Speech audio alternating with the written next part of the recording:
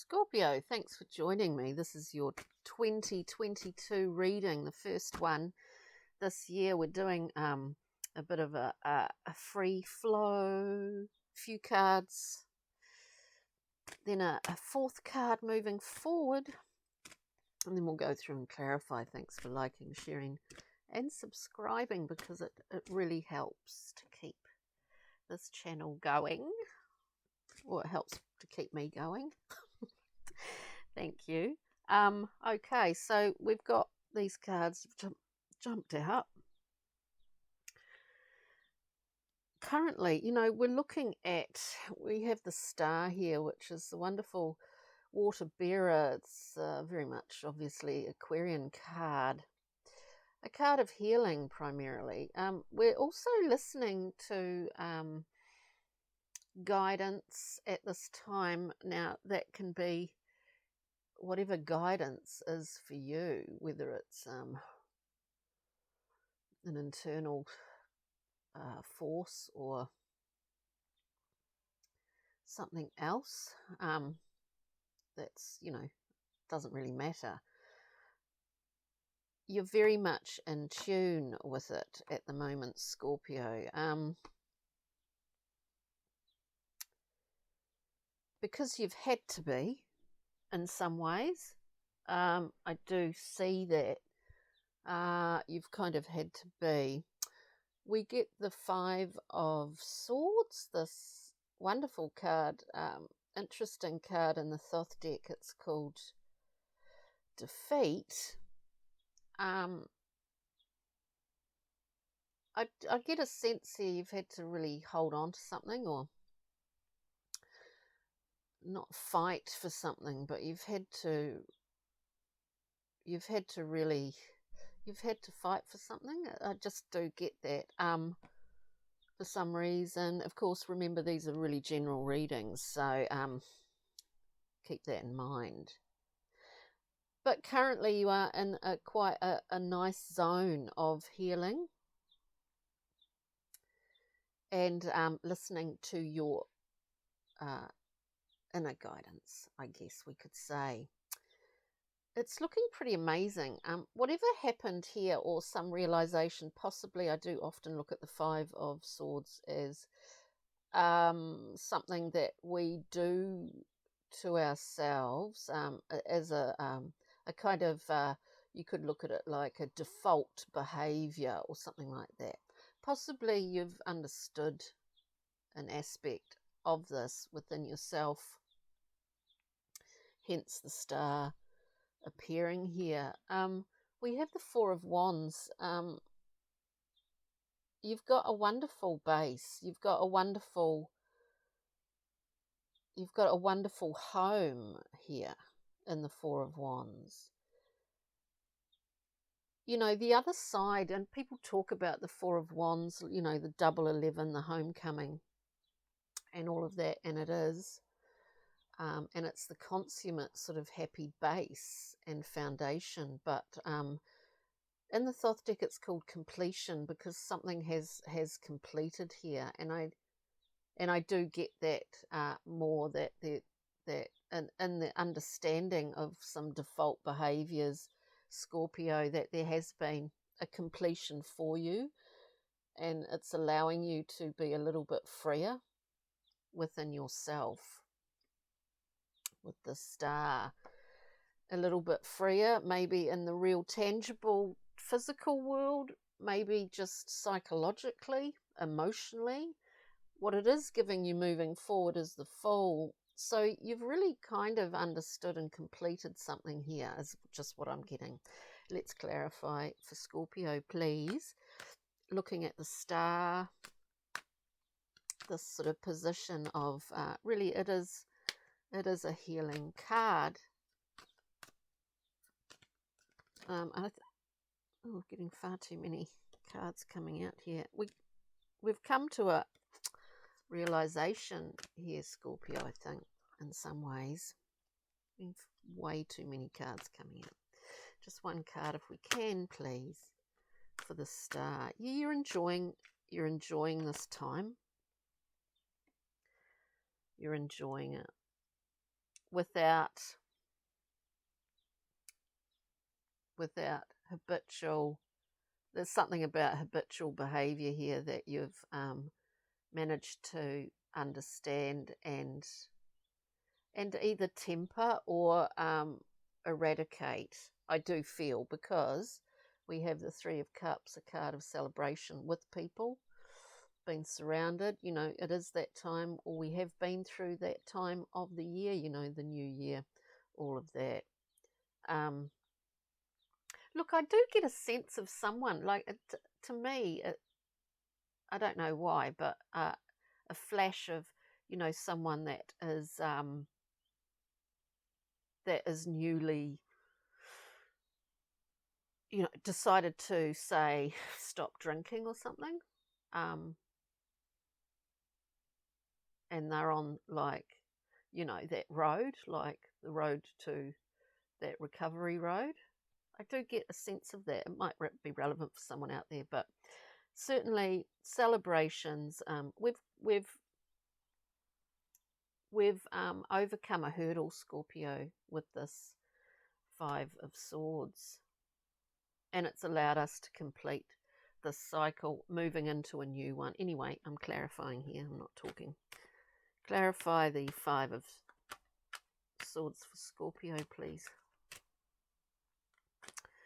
Five of Swords for Scorpio. Yeah, this is very much so.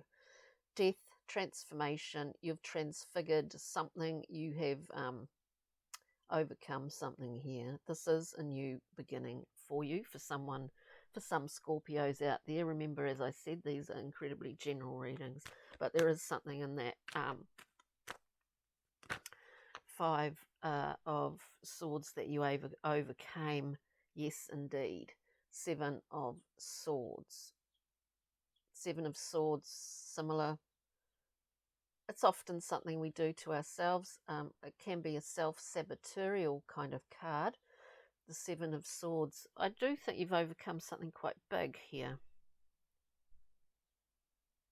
You've overcome something quite big. I get a sense of that, of addictions, of understanding what they are for you, what they have been. And that's completed something. Let's look at completion, the Four of Wands, please. Let's look at this Four of Wands for Scorpio and the story. Yeah. Look, I can't help but get what I get. It just comes. We get the Six of Cups. It comes in the form of these cards. The Six of Cups. Childhood. Remembering childhood. Clean, fresh slate is what I get from the Six of Cups. The ability to give without there being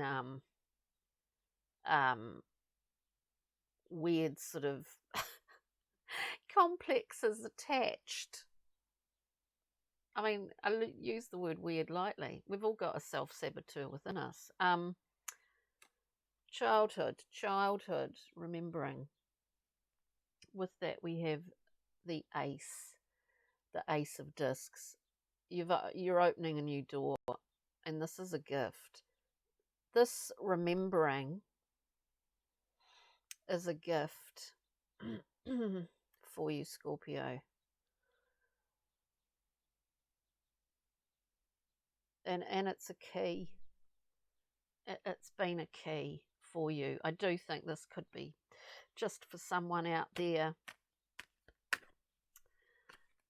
It's a key to becoming unencumbered, to dealing with maybe past addictions. As we say that the devil comes out, yeah, bondage, internal bondage, whatever that happens to be. And looking at the Fool here, this is pretty major life-changing stuff, Scorpio. We're looking at the Fool. We get the Knight of Wands coming out. Very experimental, fast-moving, passionate, vital character. It's like you've been infused with a new level of life force here, Scorpio. What it's bringing you is a period between times, like a liminal space with the Two of Discs. We are going to make a decision as to what our next direction is when we see this with the Fool. And maybe there's a desire to be quite impulsive, but we're actually taking our time here, Scorpio. So that's really amazing, actually. Let's see what the pixies and fairies, whether the pixies and fairies, what can you tell us here? Yeah. We've got Iris of the Rainbows, the great handmaiden to the gods. Messages, clarity, a clearing of the horizon to see what's really there. To me, it heralds new beginnings, you know. We have that with unity, coming back to wholeness is what I get from that. And I see a little face in unity today. I don't usually, but maybe it's just the light. This wholeness